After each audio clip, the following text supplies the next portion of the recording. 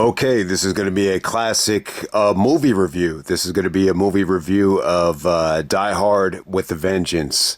This is the third Die Hard movie, featuring Bruce Willis, Samuel L. Jackson, riding the wave off of Pulp Fiction, and then Jeremy Irons. I can't remember if I had Jeremy Irons on my top 10 villains list when me and my brother did the top 10 movie villains. But God damn it, man, Jeremy Irons, maybe the best voice in cinema history. He was actually in The Lion King as well. They use his voice for Scar. That's the name of the villain that he played in the Lion King. But yeah, man, there's only. God damn it. I don't even know how many hours is left in 2025, but this is a 30th anniversary of what was my favorite movie for a long time. It still might be my favorite movie. It's definitely like in my top five. Like I have six movies that I think are untouchable. Number one is Mulholland Drive. That's my favorite movie of all time. And then number two would be Rocky IV. Number three is Pulp Fiction. Four, I might have to go with Jackie Brown at number four. I love Jackie Brown. But obviously at number five, I got Die Hard with a Vengeance at five, and Training Day will be six. Those are like my untouchable, top six movies ever. But yeah, I mean, when I was in high school, I used to tell everybody Die Hard with a Vengeance it's the best movie ever. Pulp Fiction, it took a while to grow on me. Obviously I love Rocky IV because of, it's Rocky and the training montage, just the fight, Drago. Obviously I got to put Rocky IV up there. But when I first saw Die Hard with a Vengeance, this is like my introduction to Die Hard and the experience at the theater. This came out in May of 1995, and I've always said this. I think 95 is the best year of the 90s in terms of just entertainment. Movies, music, sports, wrestling. The WWE had some people might say, most people might say they had a bad year in 95, but you still had a lot of legends that were in their prime, like a Bret Hart or a Shawn Michaels. So, I still think overall, especially like Jordan's return, Shaq in his, absolute heyday. I think the NBA had an incredible playoff that year. The theatrics of Reggie Miller was on full display. I mean, the list goes on and on. I just think in terms of sports and entertainment, 95 that was the best year of the 90s, I think. I think it was, possibly the best year for rap music. And but at the top of the list, though, when you're talking about what was the best thing of 95, I'm going to say it's Die Hard with a Vengeance. I think this is the event of 95. And think about it, man. They're riding the wave off of Pulp Fiction. It's a rated R movie. There's a lot of violence and profanity, and you got the height of one of the most controversial scenes maybe ever. I mean, there's some positives and negatives, like looking back on, the controversial, the scene in Harlem, which I'll get to in a second. But man, I mean, think about it. Like this was the highest grossing movie in the world in 1995, and it's rated R. So it beats out like everything. It beats out Pocahontas, like from a worldwide standpoint. I mean, 95 is the best year for movies, like in my opinion. I just think you had so much great stuff from Money Train to, Nick of Time. That's a bad example, actually. Bad Boys, Seven, The Usual Suspects. I mean, it just felt like this was part of like a renaissance in terms of the type of movies I think everybody wanted to see. But man, like the experience of watching Die Hard in the theater, like it blew me away. Like my expectations weren't that high. Leading up to it, they promoted it, very well. They had Samuel L. Jackson actually host the MTV Top 20 music videos.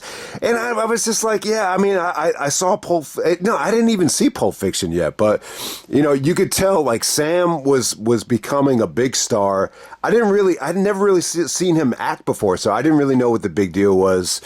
I didn't really know who Bruce Willis was either, but when I saw the movie, I was just blown away. Like I'll tell you, the scene in Harlem, where Bruce Willis had to wear the sign that said "I hate you know what." This is gonna be a tough review because of the N-word, but Man, when that scene first happened, like the reaction in the theater at the time was just overwhelming. I never experienced anything like that in the theater because when you're watching the movie, there was no indication that he was actually going to be wearing that sign. He just said, Jeremy Irons just gets on the phone with the inspector and says, John McClane is to go to the middle of Harlem, which is on 138th Street in Amsterdam, which is in Harlem, if I'm not mistaken. But, when you're seeing, John McClane with the hangover in the truck, there's no indication that he's going to be, wearing the sign. Obviously, there's a little bit of foreshadowing. He's like, I expect to be dead. Take your time. I expect to be dead. It's like, why me? What does it got to do with me?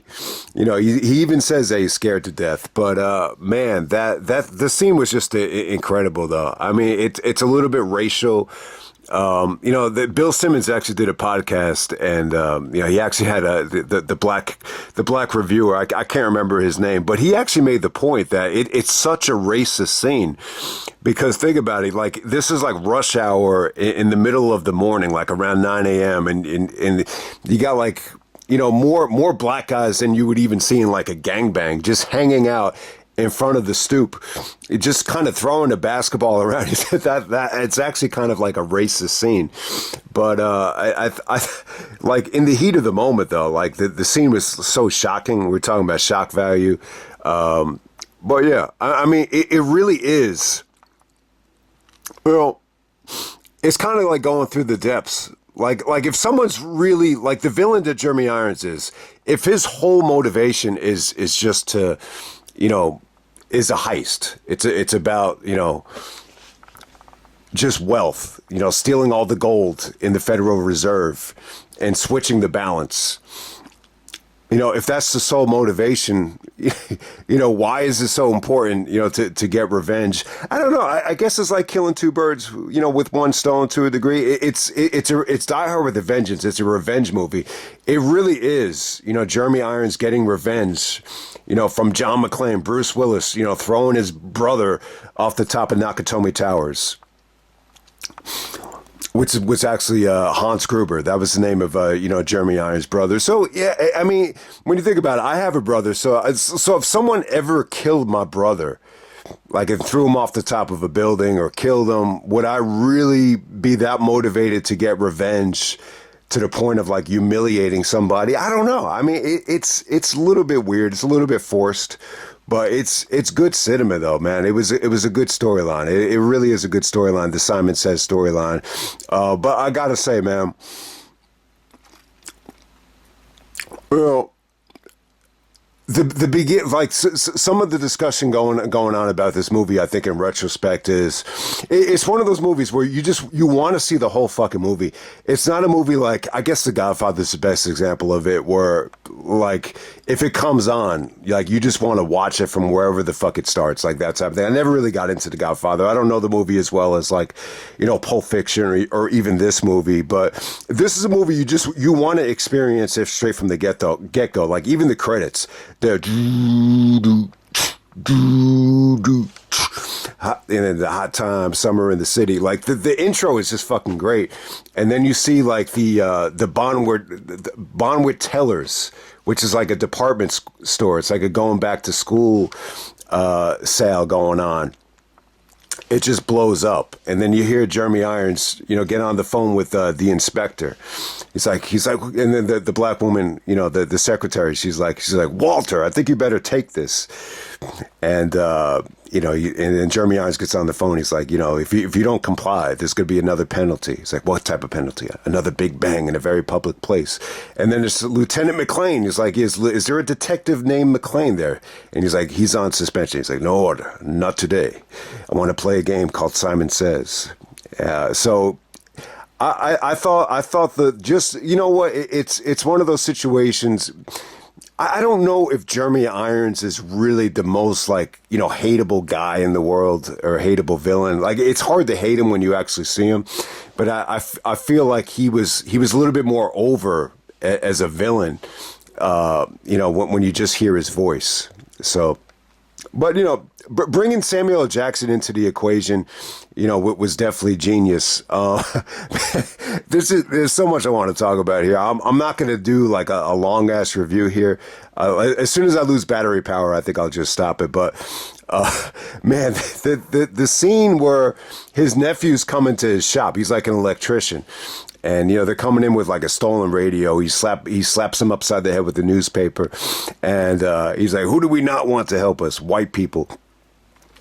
That whole monologue was fucking hilarious. But the highlight of it is, he's like, "Get your asses to school," and then the kids are like, "Hey, uncle, you better come look at this.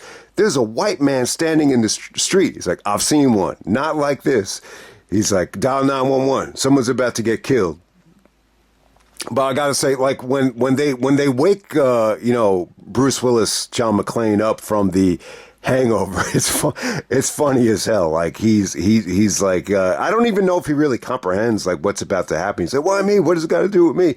He's like, "I'm having a bad fucking hangover." He's like, "You have any aspirin?" He's like, he looks like he's like really fucked up. So that I just love that whole scene. Like I really really love it. And then you have the inspector, getting on him about talking to his wife. He's like, "Walter, why don't you mind your fucking business about Holly? Between you and this Simon, you're fucking up a perfectly good hangover." And I when I first saw this, I think this is my first experience of watching any Bruce Willis movie. I think first time I saw Bruce, the first time I saw Samuel L. Jackson, and you'll notice. I mean, you remember like they didn't even like even really work together in Pulp Fiction. There's the scene where Ving Rhames gives Bruce Willis all the money, to throw the fight. That's really the only scene they're in together, but there's really no interaction between Bruce and Sam in Pulp Fiction. If you get to see John Travolta and Bruce interact in that scene a little bit later on, where he's like, "I think you heard me just fine, Punchy," or Pluko. Whatever, when they're talking about like Bruce didn't really trust him or Travolta didn't really trust him to throw the fight. You see them interact, but you never see Samuel L. Jackson and Bruce Willis act together in Pulp Fiction, but you got to see it here. And I gotta say, man, like I've said this before, but I think I really, really enjoyed, Bruce and Sam together. I just think there was a natural chemistry. There was, they played off of racism a lot, but there was like a lot of good just racial tension between them. And I gotta say, I mean, look, I think if you put a gun to my head, you ask me what's like the best black-white duo in cinema history, without hesitation, I'll say it's Wesley Snipes and Woody Harrelson. But this is really close, though. This is really close. I prefer it over, anything Travolta and Sam did in Pulp Fiction. Look, I think Sam and Travolta were great in Pulp Fiction, but I don't come away from Pulp Fiction thinking like, oh, they made the movie. Like the movie is a director, at his finest. That's what really made the movie, just the complete thing as a whole. There's not like one, actor that made Pulp Fiction. But in this movie, I just really think what really stands out is just, the chemistry between, Sam and Bruce. I just thought it was awesome. And it's funny too. Like the whole motivation of Sam is just to it really is like a side effect of the LA riots. I think if it wasn't for the LA riots that had just taken place in Los Angeles, they probably would have never had the smarts to write a scene like this. Like this was Sam's whole motivation, is just, to try to minimize, the police, coming into Harlem with all itchy, finger triggers. That was his whole motivation, just to stop a white cop from getting killed in Harlem. That's all it was. So, he wanted to protect him. Like even when Bruce says, "Sir, this is a police matter for your own safety," and he's like, "You damn right it's a police matter for your own safety. I suggest you hide your butt in my shop." You got about like 10 seconds before those guys see you. And when they see you, they will kill you. Do you understand me? You're about to have a very bad day. It's like, tell me about it.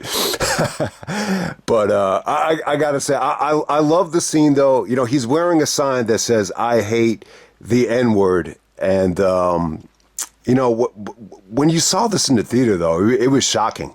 Like, even though you see, like, he's got to have, like, something, like covering him up. You see that, but until you actually see the sign, it's hard to comprehend, like, what the scene was really going to be about. I got to say, it's the most shocking moment I think, ever in cinema history. And I got to say, man, it's just it's an incredible situation. There's like it is very racist. There's a lot of racial things going on, with the basketball and the way that there's kind of hanging out at that time of the day. Most normal people are probably on their way to work or whatever. So that's why people will call it racist.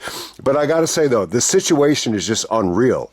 It's an unreal situation, and it's really like you're talking about Bruce Willis, the fucking guy from Die Hard, and he has like no fear, but you get to see a lot of fear, like just the way he says, listen, I'm a cop. Listen, I'm a cop. Like someone blew a bomb where tellers like an hour ago. Do you hear about that on the news? The same guy that did that said, I gotta step in and do this, and Sam's like, well. And you see, as soon as he says it, Sam's demeanor totally changed. He changes from being like racist, or not exactly racist, but he changes from being like an angry black man to like like almost like a sympathetic dude, where he's like, I just want to protect you. He's like, listen, I got a gun. He's like, yeah, they got 10 guns. You should get across the street now. You should get across the street. So he's just like, listen, man, I think you should just act like you just escaped from some mental home like Bellevue. But it's cool, man. Like he let him know that the gun was there. And as soon as they take off the board, Sam sees the gun and he's like, back up, back the fuck up. And there just happens to be a cab there and they escape. Say, Nature Boy here hates it. Then what are we going to do about that? Booyah! But I got to say, before the guys see him, one of the guys says, what the fuck? And then all of a sudden you hear like these sound effects. Not even music. It's like...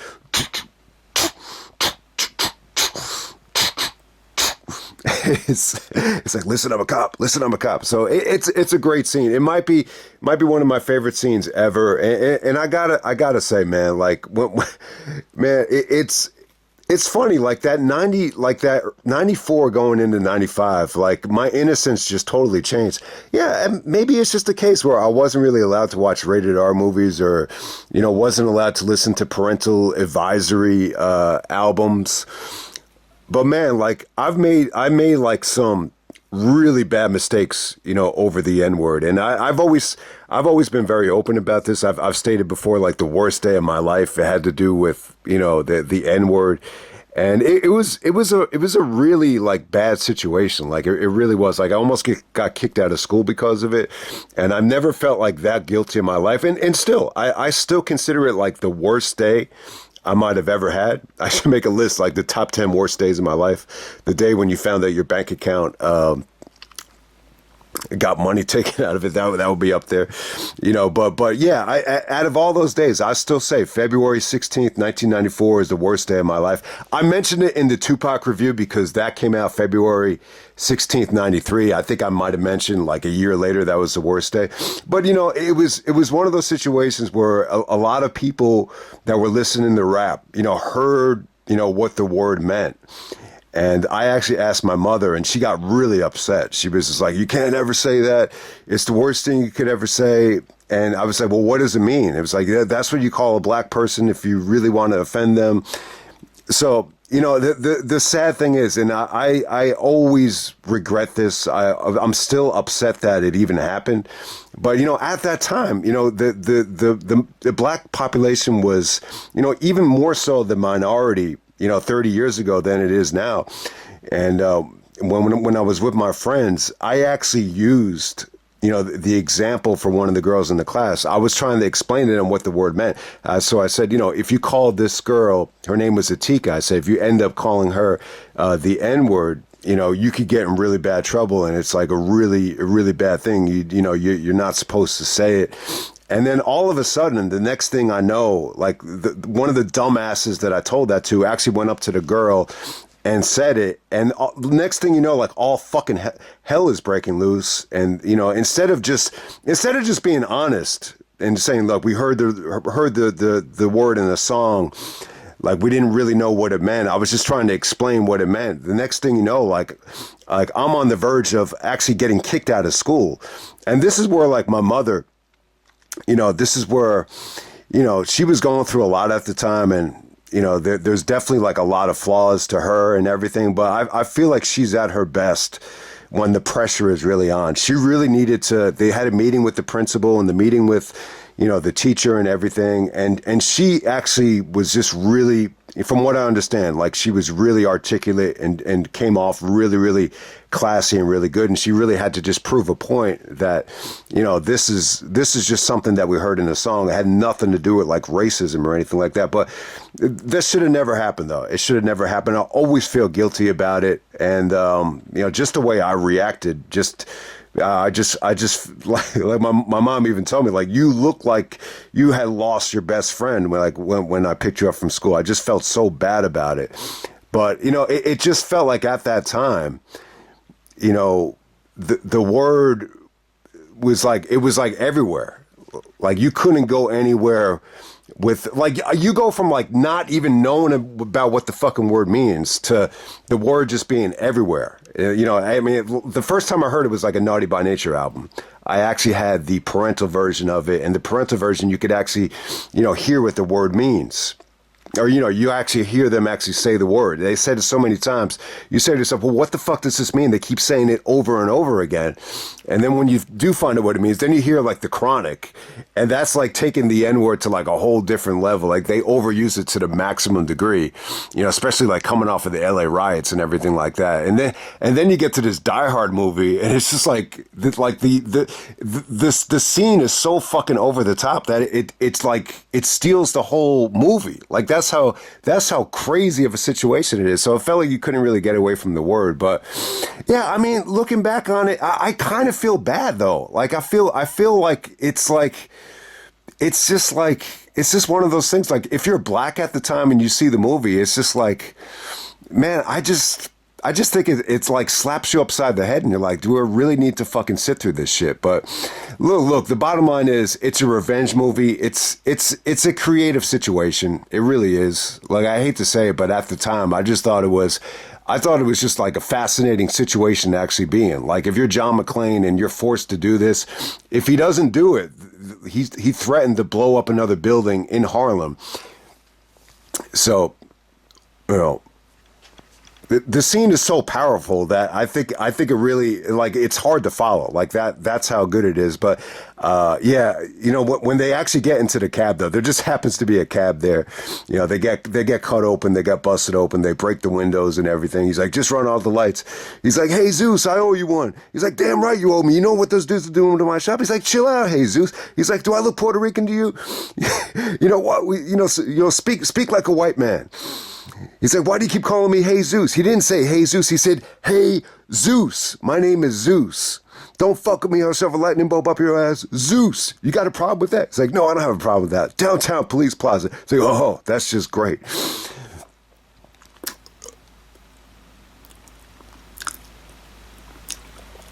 So I really, really enjoyed, the stuff on the phone. Me and my friends, I had a friend named Lorenzo. I've mentioned him plenty of times. He really enjoyed the movie too. This is like one of the things we really bonded over. It's just we used to just go back and forth with the dialogue, especially the scene where Jeremy Irons kind of like stutters, like, you couldn't steal my chair with me and my chair with you. And let me ask you a question, fuckhead. Why are you trying to kill me? So yeah, so you clearly could tell that he was, he spoke with a German accent. He called it your Fort Knox. He's definitely like I think he tried to come off like, he couldn't be bought. He wasn't really interested in money. He was more interested in the heist of the Federal Reserve building. I think the motivation of Jeremy Irons is to fuck with McClane so bad, to try to illustrate that he's only out for revenge, to the point where, like, he wants to take all the focus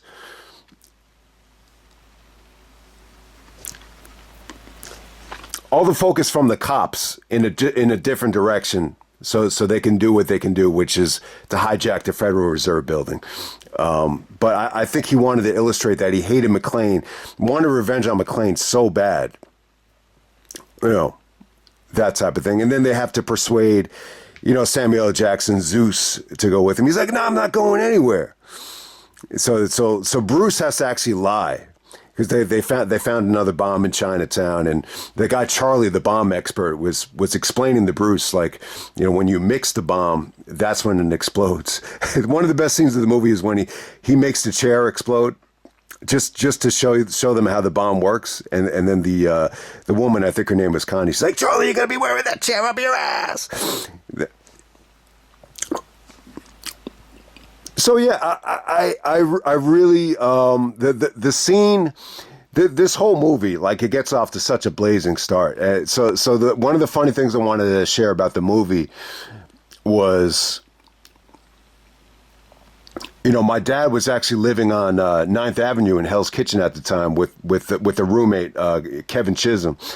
Kevin was telling me that they used to wake up every morning. I think it was like in September of '94. So they definitely filmed this like in the summertime. It was like late summer. They keep calling it like an Indian summer. There's a lot of Christmas references too, where Jeremy Irons says, no, I mean Santa Claus, when he's talking about McClane. And, even John McClane has some, like Santa Claus references. And, there's a lot of, yeah, when he kills the guy in the aqueduct, like a ho ho ho and a snowy white beard. There's a lot of Christmas references. So it's possible that it could be around Christmas time, because Die Hard, the original one, is gets labeled as a Christmas movie, from time to time. But yeah, like apparently, like every single morning, like they woke up like at 6 a.m. and they were filming right outside 9th Avenue, and it was just like a lot of honking, So they all right, the scene though on the phone is great. That was one of the best scenes in the movie. There's an overweight woman on the phone, and it took them like a minute to get her off, which was key because they wanted to show that Jeremy Irons, Simon, he wants to play a game called Simon Says. So the key is he has to say Simon Says. So in this situation with the phone, you get to find out that he's actually watching them. It took you up. You could simply say that there was a fat woman on the phone and it took you a minute to get her off. And then they're like, oh shit, he's actually watching us. So that's a really cool scene because of that. And then he says, there's a bomb, right underneath the phone. There's a little bit of explosives underneath the Dunkin' Donuts, garbage can. And they actually buy into it. They have to film, or they actually have to solve a riddle in time. He's like, my number is 555 and the answer. He's like, he has a riddle about how, as I was going to St. Oz, I met a man with 7 wives, every sack had 7 kittens, seven kittens, cats.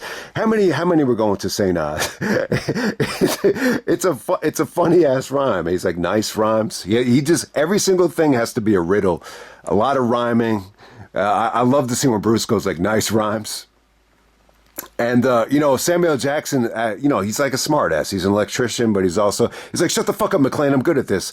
He's like, 7 times 7 is 49, right? He's like, shut the fuck up, McClane, I'm good at this.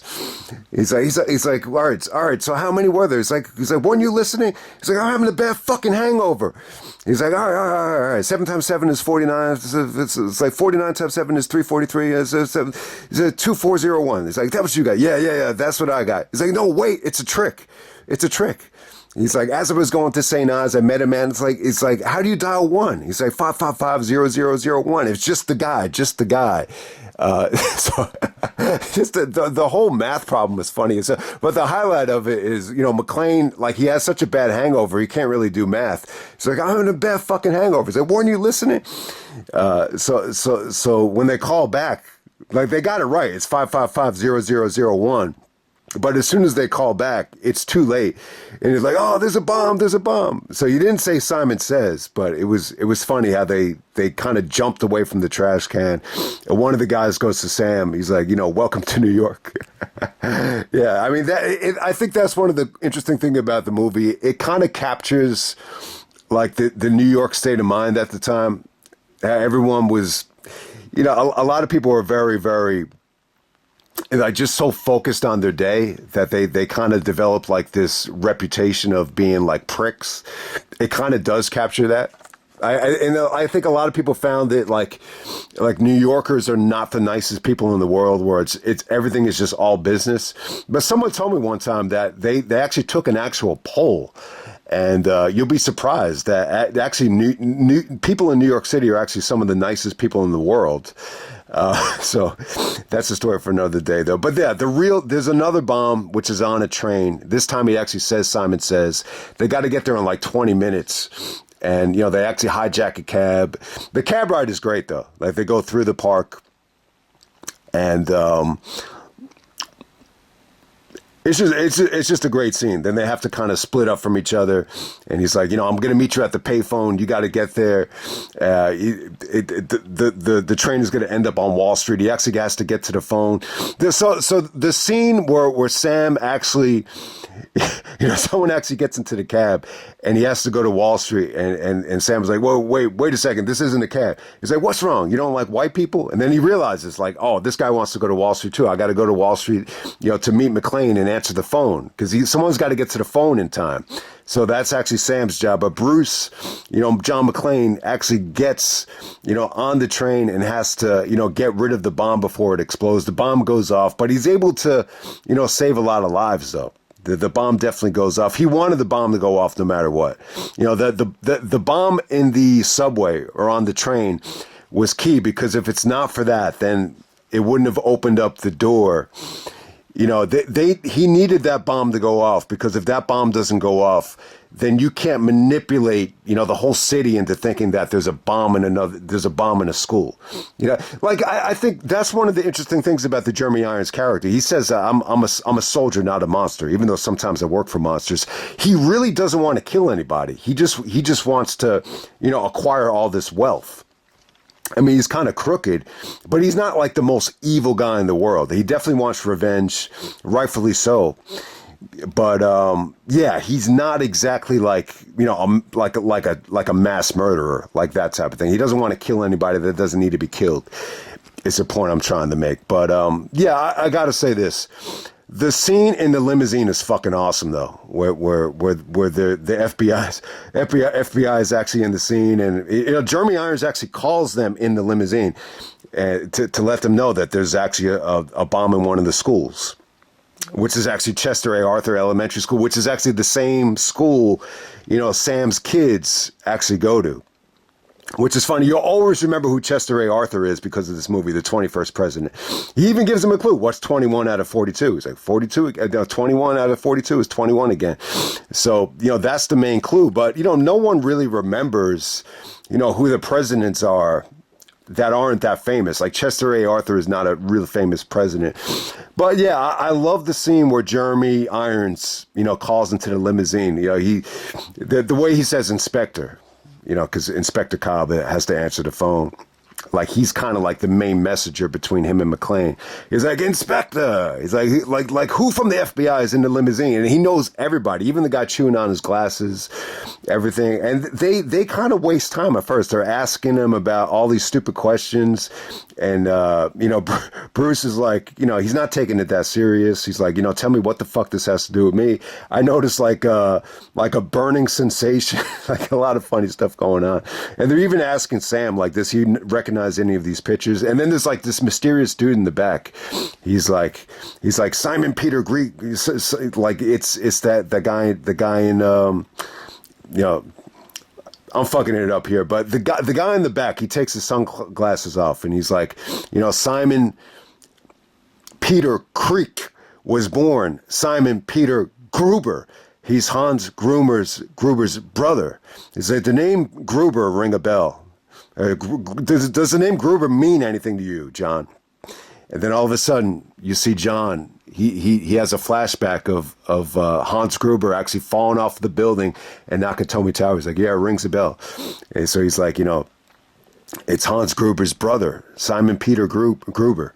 So it's really, really cool. It's a cool storyline. I really, really liked it. And I understand the storyline was already, they kind of took it from, I think, a Japanese movie called Simon Says, but it worked really well. But I got to say this is where the movie peaked. I feel like the first half, this is a rare case where I feel like the first half of the movie is actually better. But I still love the second half, though. I really love it. So they have to find the school bomb. he says, in one of the elementary schools, they actually have to find it. They have like 3 hours to find it. And he doesn't give them any clues. But the city is in such a fucking panic that, all of the police by the Federal Reserve Building, by Wall Street, are totally out of the equation. So it's really awesome. Then you finally get to see Jeremy Irons. You finally get to see him. And then he's basically like giving himself compliments, and all of a sudden he's just like, they bought it. We can begin. So then they attack the the Federal Reserve Building. There's not a cop around. I mean, they have to take out some of the security guards, but basically, you get this whole collage of Simon and his whole gang just kind of sticking up the Federal Reserve Building, and it's so they give Sam and Bruce, he gives them another job to do, so it doesn't end. It's like riddle after riddle. They got to go to this park and disarm one of the bombs. What has four legs isn't always ready to travel. That's an elephant joke. So there's like a bomb by the elephant, and they actually have to disarm it with water jugs. It's a great. I actually love this scene. I think it's great. It's like me and my brother, we talk about this all the time, and it still doesn't make sense how you have to disarm the bomb by pouring, getting one of the gallons to just be precise. Like how do you take the water out of the 5-gallon jug into the 3-gallon jug and come up with exactly 4 gallons. I don't know. Like, I don't know if we ever really figured it out. They figured it out at the last second. But it's great though. The scene is great. Just Sam and Bruce, trying to get to the bomb by running there. And then them actually like talking about like, I'm in this shit because some white cop threw some white brother's asshole off the top of a roof. That's pretty funny. And then they almost get into a fight. He's like, you were going to call me the N-word, weren't you? He's like, no, asshole. Have I oppressed your people? Have I offended your people? You don't like me because you're a racist. You don't like me because I'm white. He's like, I don't like you because you're going to get me killed. And then, I wanted to bring this up too. Like when Sam had to answer the phone back at Wall Street, before the bomb went off, that nervous cop scene was great. They tried to kind of replicate the Ezekiel 25:17 speech with Sam, where he's like, if you have to shoot me, then you go ahead and you shoot me, but I have to answer the phone. That's really like the Ezekiel 25:17. I don't know if it really caught on with the mainstream, but that I kind of knew that whole speech a lot better than the Pulp Fiction speech at first. So I love that scene. But yeah, Sam was great in this movie. He was fucking awesome, man.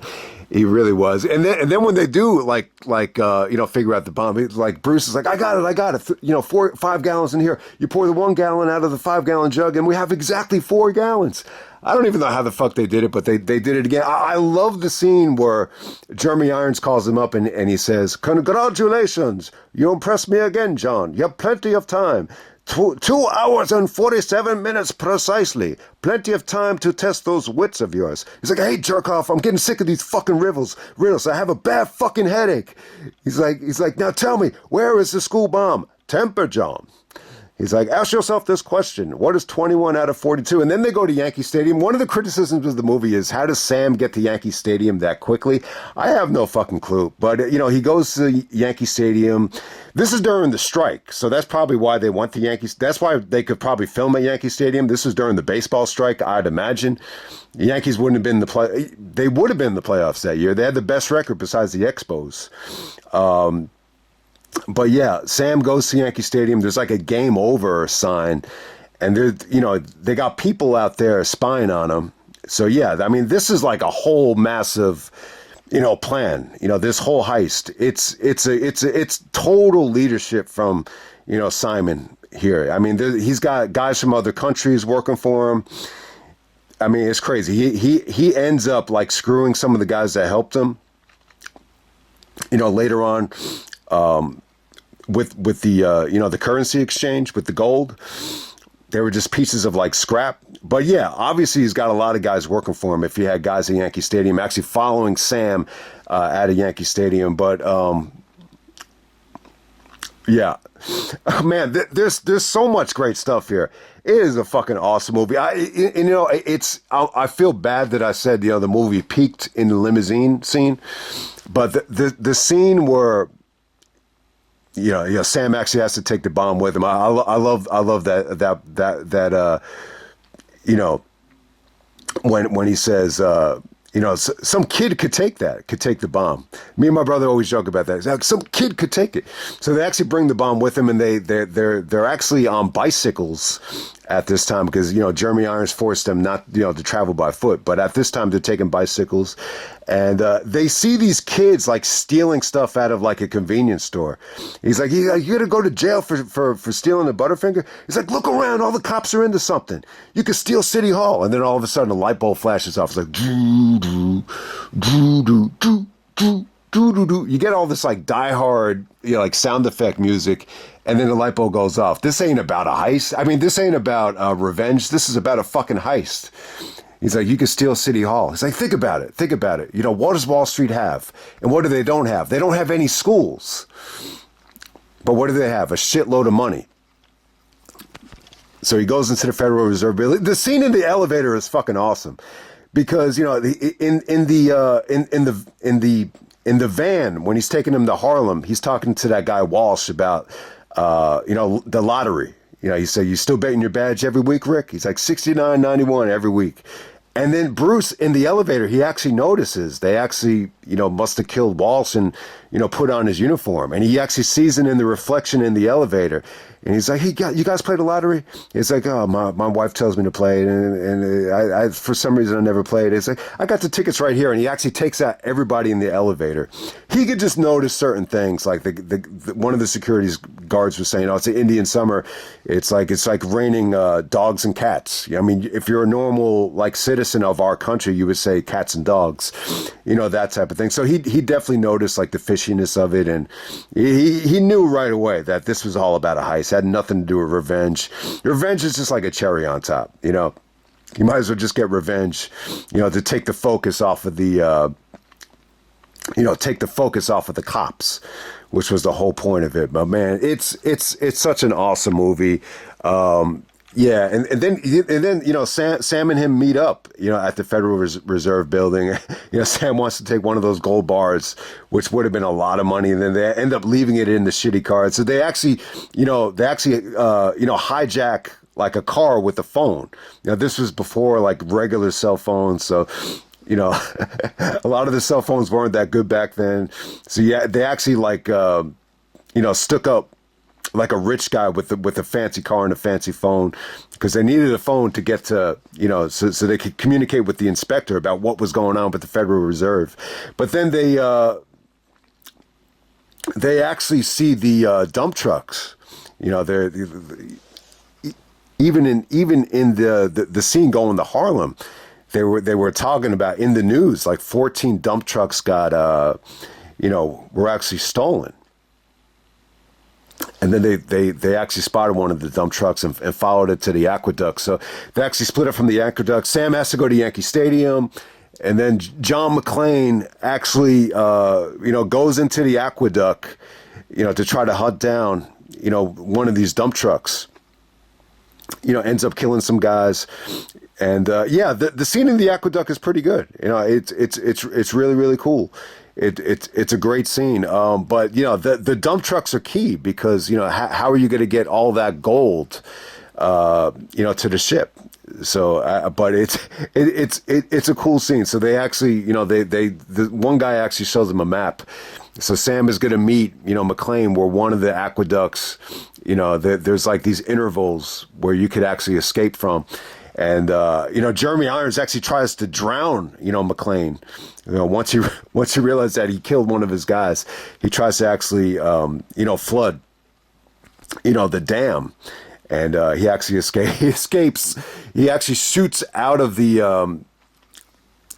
shoots out of the sewer like as soon as Sam actually arrives. It's a little bit unrealistic, that Sam would actually go to the exact one, but that's a great scene there. Then the scene in the car is fucking incredible too, because they were following Sam, so you had to kill these guys in the car. The car scene was awesome. It was really really awesome. Then they found 10. What was it? I think it was 10 quarters in the car, and that set off a light bulb that it's for the bridge. The 10 quarters was for the actual bridge, and then they actually see some of the dump trucks, on the bridge, by the ship. So everything was transported to the to the ship, underneath the bridge. So yeah, I mean, there's a scene where they actually, contemplate jumping off the bridge. That's definitely a great scene. Yeah, the scene in the ship is definitely great. But the school bomb was actually in Chester A. Arthur Elementary School. The guy at the aqueduct was giving him all this like clueless information or useless information, but he did mention like Bruce, he had enough intelligence to actually remember like who's the 21st president, because he knew that was the clue to the school, whatever president it was. And the dude actually knew. He's like, Chester A. Arthur, did you know he was this and this? It's Chester A. Arthur. And so as soon as he says, as soon as he tells Sam, I found out who the 21st president was. It was Chester A. Arthur. And then Sam was like, oh shit, Chester A. Arthur Elementary School. You can see his demeanor totally changes. And he's a little bit like hesitant at first. He's hesitant to see if there's any aspirin in the glove compartment. But, as soon as he realized that the bomb is actually in his nephew's school, like he totally changes like his demeanor, and he actually wants to go first. He's willing to actually jump off the bridge, to get to the ship, where all the gold is. But yeah, the real bomb is actually on the ship, though. I mean, it really is. There's a scene where the cops and the bomb expert Charlie and all the cops that were there during the original phone calls with Simon. But when the bomb expert actually opens up the liquids before they mix, he realizes it's just syrup. And Jeremy Irons even said, I'm not a monster. I'm a soldier. So, he had no intention of, killing any kids. He just did it, because that's the only way you could take the focus away from the cops. So that's the only reason he did it. But yeah, once they do get on the ship though, they split up. So I really, really, the scene in the ship, it's a little bit weird. I mean, there's some racial stuff where, Sam actually says he doesn't know how to shoot a gun. He's like, not all black guys know how to shoot guns, you racist motherfucker. He's like, sue me. And he shows him how to use the gun, but he forgets to take the safety caps off. So when he finally does, when Sam actually runs into Simon first, Jeremy Irons first.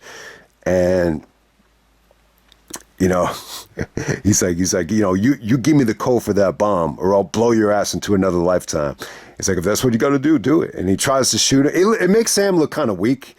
I mean, this is Samuel L. Jackson, the dude that sold guns in Jackie Brown, the gun dealer. And, he forgot to take the safety caps off. So it just shows you Sam is an electrician. He's not like a badass, gun expert. He's a little bit, a little bit more like a nerdy black guy, that type of thing.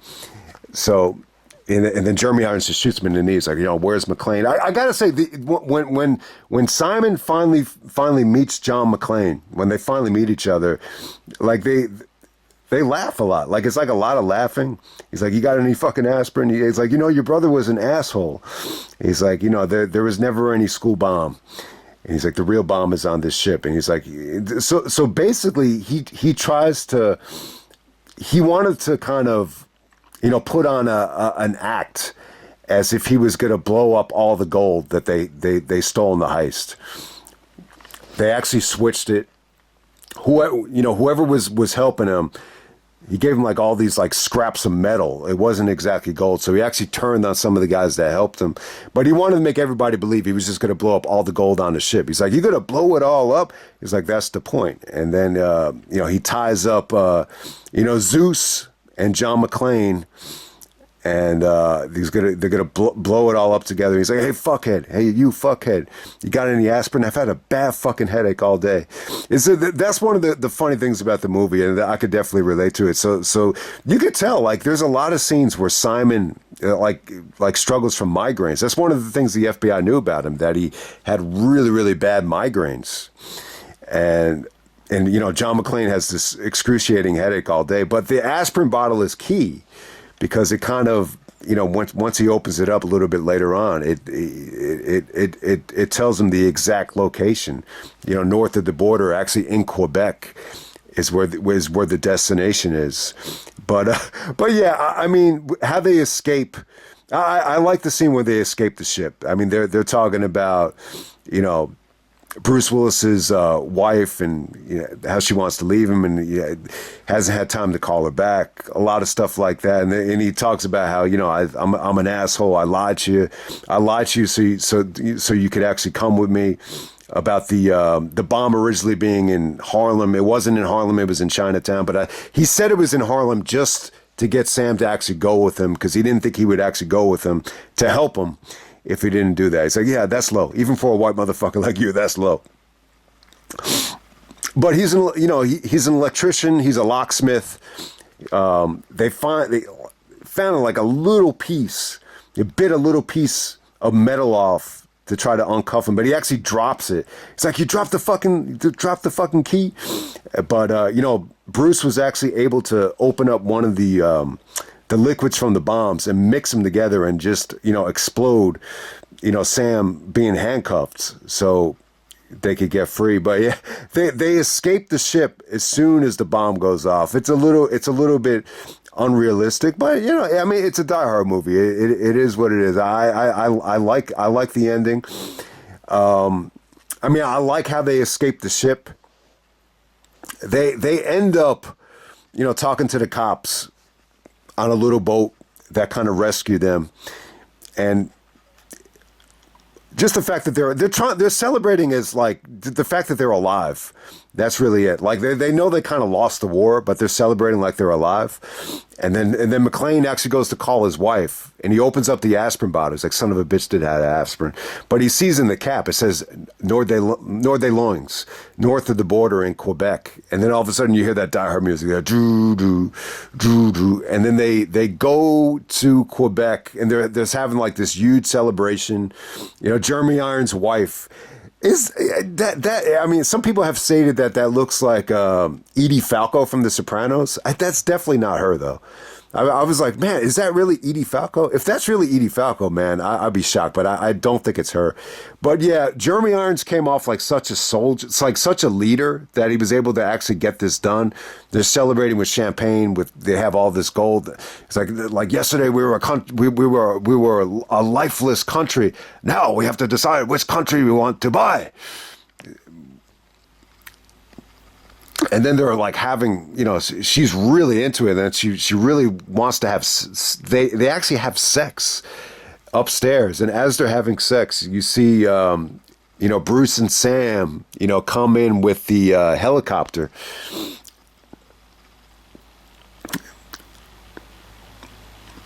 And Sam is like, did we come at a bad time, asshole? He's like, she's really upset, McClane. She starts shooting at them and everything. So, I mean, I really don't mind the ending. Jeremy Irons actually gets into another helicopter. So, I mean, the end of the movie, it almost ends up being like a helicopter fight. Obviously, helicopters are very dangerous. Obviously, we all know that, especially after what happened to, you know who. But, yeah, so I think Bruce and Sam, the helicopter actually does go down, but then he's like, I'm going to try to get his attention. And eventually Bruce just shoots down like a bunch of wires, a bunch of cables, and it just kind of anytime you're in a helicopter, you're always at risk, to hit something or, get struck by something. And, eventually the wires do go down. I mean, it's not the best Die Hard ending. I think even the one in the second one is probably like a much better ending. But I didn't really mind it. I prefer this ending. And then the movie kind of just ends with Bruce and Sam, just kind of like, it's like the only time they actually like got along throughout the whole movie, where Sam's just like, let him cook. He's like, call her back. I forgot to call my wife. It's like, oh man, I left her on hold. He's like, call her back. I mean, it's actually like some playful kind of, it's a little bit boring, I guess. I mean, it's not I think, it's kind of funny to see Bruce and Sam like finally like relax and just talk shit. And, you finally didn't get like any of that racial tension. That's kind of how they end it. I think it was cool to finally see them like relax and celebrate a victory after such a, exhausting, movie.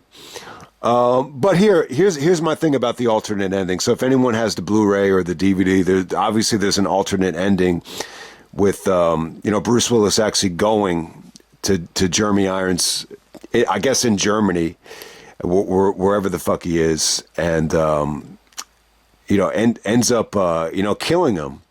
But there's like a lot of dialogue, between them. I think the whole point of the alternate ending was to show you how Simon like pushed Bruce Willis to the verge of insanity, where he ended up losing his wife, and it's only one. See, this is my argument against this alternate ending. It's only like one day, and he ended up.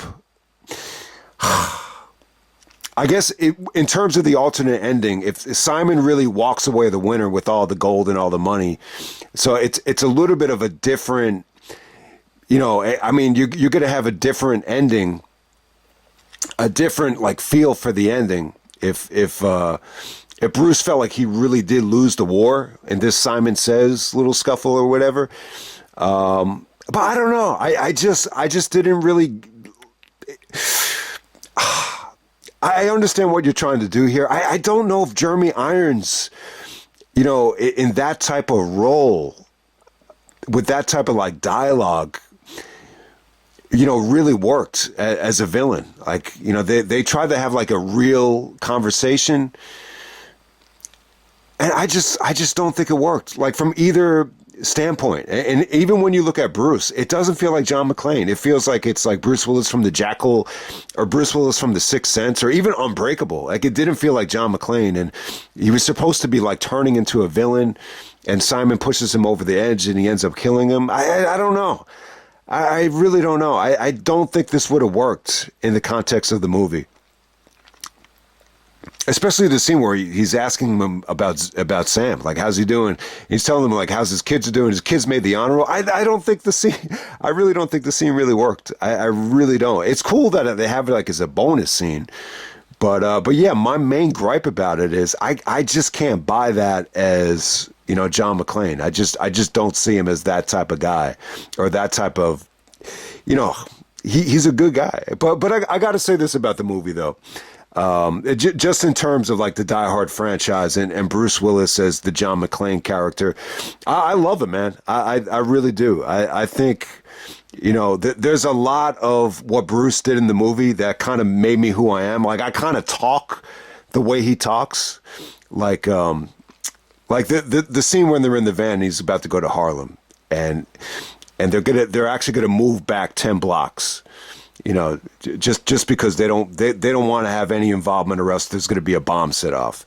So Bruce is like, 10 blocks? You fucking kidding me? Like that's kind of how I talk. Like if someone does something and I'm like, are you fucking kidding me? Like I'll talk like that, and it originated from this character. It really, really did. So, yeah, I mean, there's a lot I like about the John McClane character.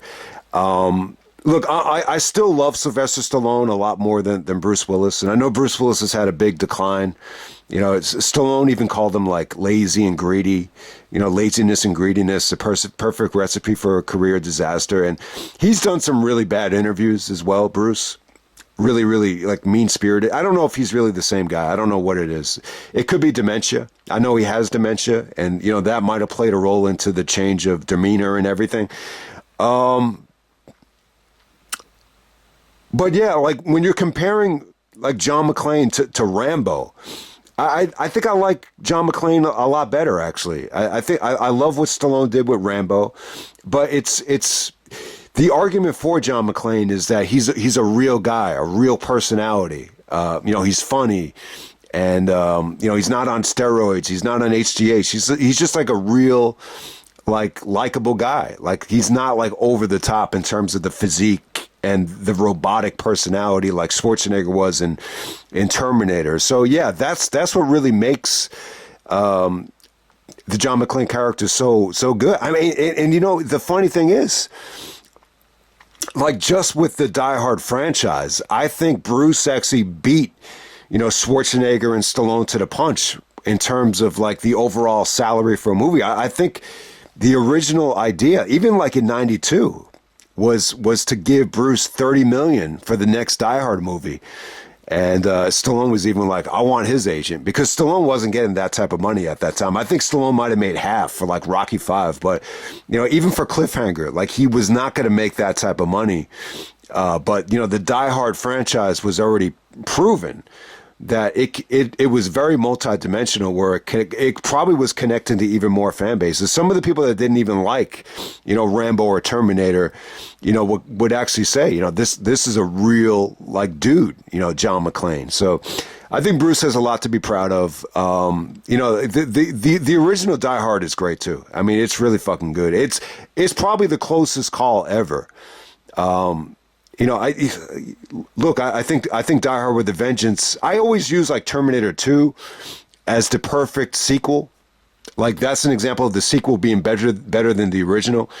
But with me, Die Hard 3 is the best Die Hard, to me. But it's close though. I think you could flip a coin between the first Die Hard and Die Hard 3. But Die Hard with a Vengeance is my first experience, so I'm a little bit biased. I'm biased too because I'm a huge Samuel L. Jackson fan and a huge Pulp Fiction fan too.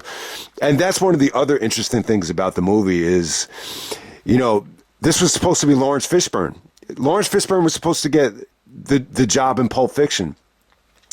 But his agent actually told him not to take it because you're only going to be taking, starring roles where your name is on the marquee. And, Pulp Fiction wasn't going to do that, for Lawrence Fishburne. But, if he had done Pulp Fiction, he would have gotten the Die Hard part. But because, Sam was so good in Pulp Fiction, he got this part as well. And, obviously, I think him and Bruce really rode the wave off of Pulp Fiction, quite well. I mean, they really, really did. But, in terms of the first Die Hard, what I really didn't know at the time was that was like Bruce Willis's like last chance. Like if the original Die Hard flopped, then a lot of people were going to give up on Bruce Willis because I guess some of the previous movies didn't really hit. And, maybe he was just going to go back to being, whatever he was doing before. I can't remember the name of the show. I know he was like a bouncer, or he was like a bartender, I think. And, he did a couple of like sitcoms. He was probably just going to go back to that. But yeah, that was like life-changing, the original Die Hard, is that you went into that movie just not expecting it to be that good. And once it was that good, the rest is history. Bruce Willis becomes the fucking man. And he went on a tear. Pulp Fiction gave Bruce like a shot of life. I mean, look at every year, even in '95, he did 12 Monkeys. He did The Jackal. I'm trying to think, what was the big movie in '96? I can't even remember, but, obviously Armageddon, The Sixth Sense, Unbreakable, the list goes on. Bruce Willis had an incredible run, after, Pulp Fiction. But yeah, man, that's Die Hard with a Vengeance. This trio is incredible. I don't know if I've ever seen a movie where I've been like so impressed with the acting between Bruce, Sam, and Jeremy Irons. It's an incredible movie. To me, it's the highlight of 1995. I would put this above any match, any wrestling show. We've seen weirder things happen in some NBA games in '95. But yeah, I would definitely put this above any rap album, any event from '95, which is saying a lot because '95 was incredible. It was so good, man. It was so good. 1995, but at the top of the list would be Die Hard with a Vengeance.